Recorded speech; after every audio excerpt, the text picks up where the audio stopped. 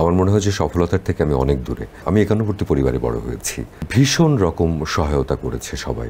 অনেক কম্পিটিশনস হতো আমাদের ছোটবেলায়। এবং আমার মা একটা কথা বলেন, পারফরমেন্স এমন একটা জিনিস, অনেক কিছুর সম্মিলন থাকা জরুরি, এই অর্জনটা তোমারই। আমার মা স্কুলে পড়াতেন, উনি হেলথে কাজ করেন। আমার বাবা হচ্ছে ইলেকট্রিক্যাল ইঞ্জিনিয়ার। কাজিনরা থিয়েটার করতেন, তো একটা আবহ ছিল। তারপরে উদিচি করতাম। মাথার ভেতরে দুইটি পোকা, একটি চালাক, একটি পোকা নামে আমার একটা শো ছিল, একটা কাল্ট শো এর মতো। খুব কম সংখ্যক মানুষ শুনতো আমার ধারণা, কিন্তু যারা শুনতো তারা সবাই কানেক্টেড থাকতো। বাউল রব ফকির। পোকার স্বভাব কি জানো, একদিকে যায়, পেছায় না মানুষের মতো। আপনার বাবা মা আপনার এই যে অভিনয় ক্যারিয়ার বা আপনার এত সফলতা, এটা কিভাবে দেখে?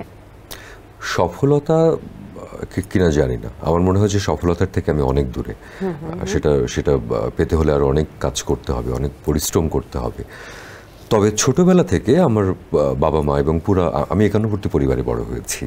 চাচা চাচি, কাজিনস সবাই মিলে ভীষণ রকম সহায়তা করেছে সবাই, অনুপ্রেরণা দিয়েছে।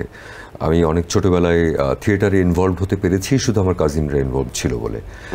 ওদের সঙ্গে গিয়ে দলে যুক্ত হয়ে যাওয়া, বা অনেক কম্পিটিশনস হতো আমাদের ছোটবেলায়। প্রত্যেক বছর জুড়ে নানান ধরনের কম্পিটিশনস হতো, সেটা কবিতা থেকে শুরু করে ছবি আঁকা, অভিনয়, বিতর্ক, কত কিছু হতো।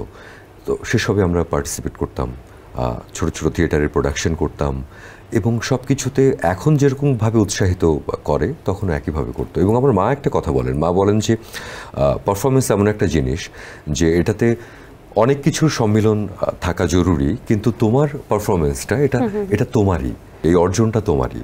তো সেটা ঠিকঠাক করতে পারলে সেই অর্জনটা অনেক বড়। তো মন দিয়ে করো। আন্টি বা আঙ্কেল কি কোনোভাবে সাংস্কৃতিক বিষয়ের সাথে যুক্ত ছিলেন, নাকি ওনারা অন্য কোনো প্রফেশনে ছিলেন? না, ওইভাবে যুক্ত ছিলেন বলা যাবে না। আমার মা স্কুলে পড়াতেন, তারপরে এখনো চাকরি করেন। উনি সরকারি চাকরি করেন। হ্যাঁ, ওখানে পোস্টিং। উনি হেলথে কাজ করেন। আমার বাবা হচ্ছে ইলেকট্রিক্যাল ইঞ্জিনিয়ার, কিন্তু উনি অনেক আগে, আমি শুনেছি, আমার দেখা হয়নি, যে উনি হাওয়াইয়ান গিটার বাজাতেন। আমার খালা কবিতা লিখতেন, আমার কাজিনরা থিয়েটার করতেন। তো একটা আবহ ছিল আমাদের মহল্লাতে, একটা আবহ ছিল। আপনি কোন থিয়েটারে ছিলেন?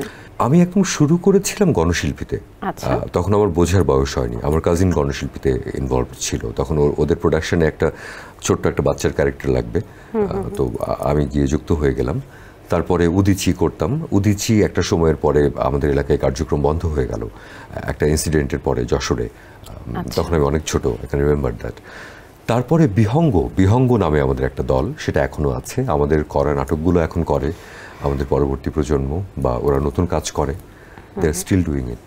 ব্যক্তি জীবনে আপনি কেমন? আসলে ওই যে মাথার ভেতরে একটি পোকার মতো দুষ্ট, নাকি শান্তশিষ্ট, কোনটা?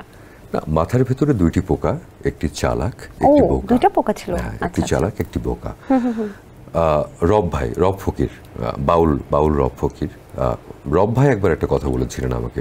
আমি পোকা নিয়ে একটা ফিলোসফি, বা পোকা নামে আমার একটা শো ছিল এবিসি রেডিওতে।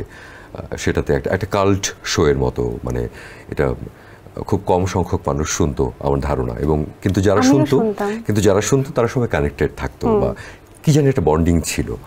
তো রব ভাই বলতো আমাকে যে পোকার স্বভাব কি জানো, একদিকে যায়, পোকা পেছনে যায় না কখনো, সামনের দিকে আগাতে থাকে, যতই বাধা আসুক, এটা আসুক, পেছায় না মানুষের মতো। তো সেটা একটা অনুপ্রেরণা ছিল আমার জন্য। তো পোকাটা ওটাই ছিল যে আমাদের জীবনে বিষাদ আসুক, আমাদের জীবনে না পাওয়া আসুক, হতাশা আসুক, আমাদের যাপিত জীবনে নানান রকম স্ট্রাগল থেকে শুরু করে নানান যুদ্ধ আসুক, কিন্তু কোনো না কোনো একটা জায়গায়, আমার চিন্তার জায়গায়, ভাবনার জায়গায়, আমি কোনো না কোনো জায়গায় হয়তো কারোর সঙ্গে কানেক্ট করতে পারছি।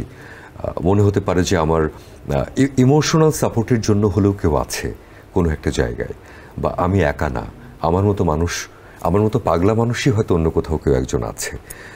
সেরকম একটা, আমার মনে হয় যে একটা পাগলা আবহ ছিল পোকা। বাহ, চমৎকার। কিন্তু আপনি কি আসলে পাগলা টাইপের, নাকি একটু চুপচাপ, কোনটা? দুটোই, আই গেস। আমার কাছের মানুষজন বলতে পারে। এসএমসির ইমার্জেন্সি কন্ট্রাসেপটিভ পিল নোরেক্স 1 অরক্ষিত মিলনের 72 ঘন্টার মধ্যে এর একটি মাত্র পিল আপনাকে করবে টেনশন ফ্রি। এসএমসির নোরেক্স 1, এক পিলের সমাধান।